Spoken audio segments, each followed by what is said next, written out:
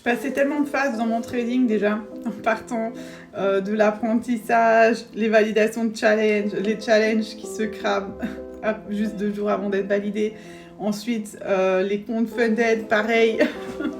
La pression d'un compte financier, la pression d'un payout, le compte financier qui se crame à 500 balles d'être validé. Ensuite, une fois qu'on arrivait à faire des payouts, le fait d'en vouloir toujours plus. Ah ouais, le mois dernier, j'ai fait 10 000, le mois prochain, il faut que j'en fasse 11, il faut que j'en fasse 12, etc. Et ensuite, tout cramer, puis tout reconstruire, se relever, échouer, réessayer, recommencer, devenir de plus en plus discipliné, de plus en plus assidu, avec une vision de plus en plus long terme. Et en fait, j'admire vraiment les gens qui se mettent dans la formation en trading. Mais la formation en trading, pour moi, ne peut être faite que correctement à partir du moment où tu as toi-même traversé toutes ces phases et que tu as réussi à trouver des solutions pour te relever encore et encore et encore. Et en fait, ce qu'on voit maintenant, c'est que des personnes veulent former en trading et je le conçois et franchement, et je respecte, parce que c'est un autre métier, il faut être pédagogue, il faut être patient.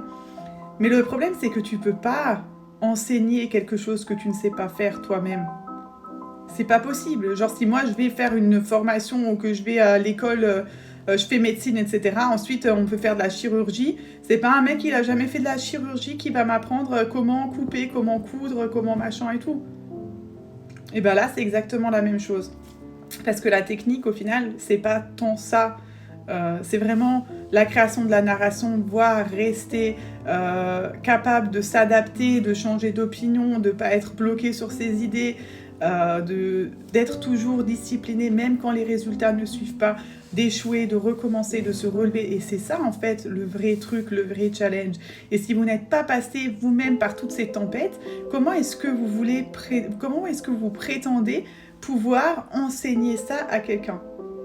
Donc le problème, c'est pas les formateurs, parce que vraiment former, c'est noble. Par contre, se mentir à soi-même et mentir aux autres, ça c'est pas noble du tout, là, ça c'est la honte, ça c'est une catastrophe.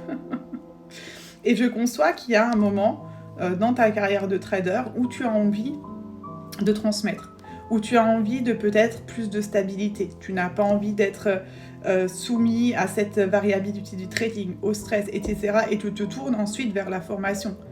Je le conçois et j'admire. Mais par contre, d'abord, il faut que tu aies eu des résultats.